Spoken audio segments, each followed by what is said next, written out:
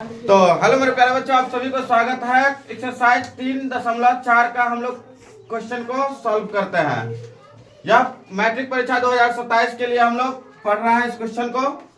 तो question number 2 का चौथा क्वेश्चन दिया है कि मीना 2000 रुपए रुपया निकालने के लिए कहाँ गया था? एक बैंक गया, ठीक है। और बैंक वाले से उसने क्या कहा कि 50 रुपए का और 100 रुपए का नोट देने के लिए उसने कहा, है ना। मीना को सिर्फ चाहिए 50 रुपए का नोट और 100 रुपए का नोट, और उसने शर्त भी लगा दिया कि सिर्फ 50 और 100 का चाहिए। और आगे कहता है कि मीना को कुल 25 को नोटों चाहिए उसको, है ना। तो 25 नोट चाहिए। तो ज्ञात कीजिए कि उसने 50 रुपए और 100 रुपए के कितने कितने नोट लिए होंगे उससे, है ना, बैंक से। तो हम लोग क्या करेंगे, इसमें लिखना होगा इसको। चलिए करते हैं इसको हम लोग सॉल्व, यानी हल करते हैं। तो लिखेंगे यहाँ पे कि माना कि 50 रुपए की नोटों या नोट की संख्या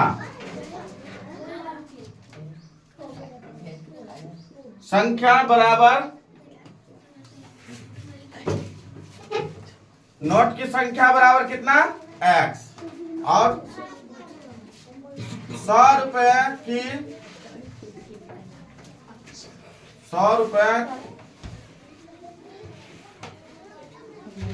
नोट की संख्या, या डायरेक्ट भी लिख सकते हैं 50 रुपए की नोट की संख्या, है ना। तो 100 रुपए की नोटों की संख्या कितना? y हमने कर लिया, ठीक है। आगे हम लोग लिखते हैं प्रश्न से। किससे?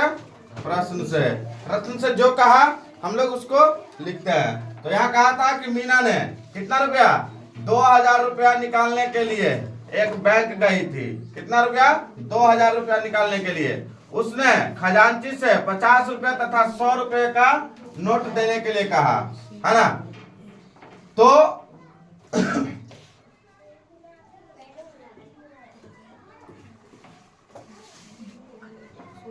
तो हम लोग लिखेंगे क्या इसमें?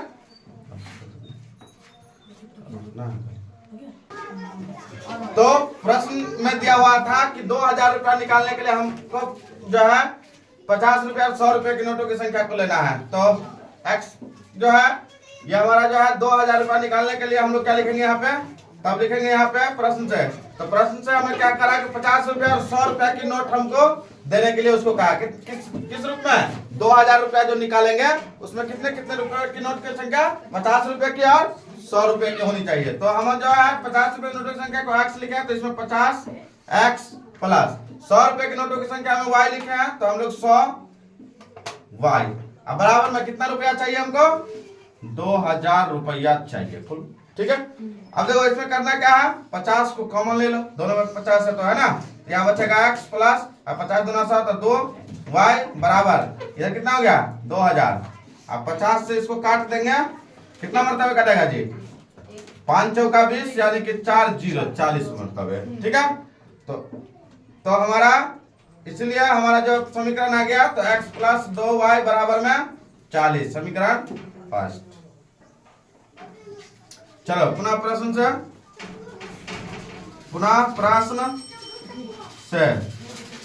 से क्या दिया हुआ है आगे कि मीना ने कुल 25 नोट प्राप्त किया। अब कहता है कि 25 नोट हमको चाहिए। तो 25 नोट चाहिए तो आपको कितना कितना नोट, मतलब आपको कौन सी नोट चाहिए? तो 25 नोट पाने के लिए आपको x प्लस y बराबर नोट की संख्या है ना। नोट की संख्या 50 रुपए की x माने हुआ है, y 100 रुपए की y माने हुआ है हम लोग। तो x प्लस y, अब 25 को नोटों चाहिए हमको, तो ये हो गया 25, है ना। समीकरण सेकंड हो गया ये। समीकरण फर्स्ट एंड सेकंड से, फर्स्ट एंड समीकरण सेकंड से। समीकरण फर्स्ट में क्या है?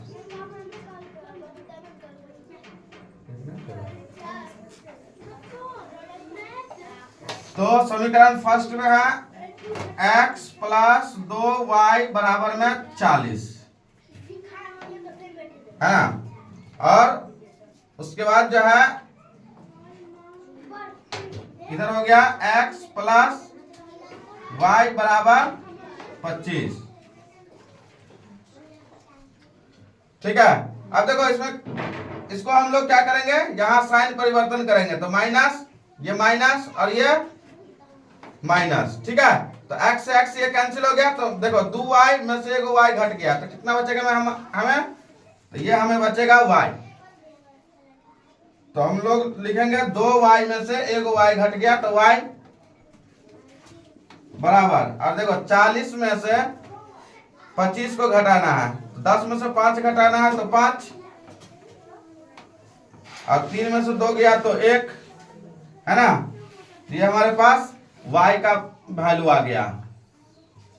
ठीक है, y जो है यहाँ पे हमारे पास जो बच गया था वो कितना, 15 बच गया था।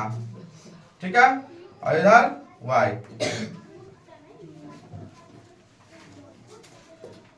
बराबर 15, तो 15 आ गया हमारे पास।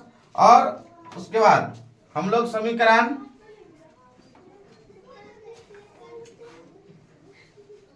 फर्स्ट या सेकंड से, समीकरण सेकंड से या सेकंड में, समीकरण सेकंड में y का मान रखने पर, सेकंड क्या है हमारे पास, x प्लस वाई बराबर 25 है, तो x प्लस वाई बराबर 25।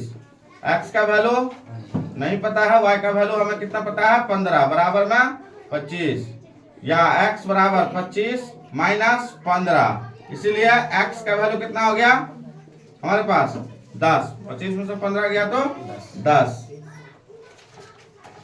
तो x का वैल्यू हमारे पास 10 हो गया। हमें कह रहा था कितने कितने नोट प्राप्त करना है, तो हमने देखा कि x जो है 10 है, तो x जो है 10, इसका मतलब है कि 50 रुपए की नोटों की संख्या, तो अतः 50 रुपए के नोटों की संख्या कितना है जी, 10 होगा।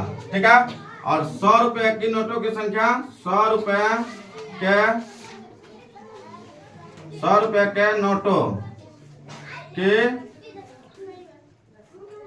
नोटों की संख्या कितना हो जाएगा, वो 15 गो है, 15। यह हमारा आंसर हो गया।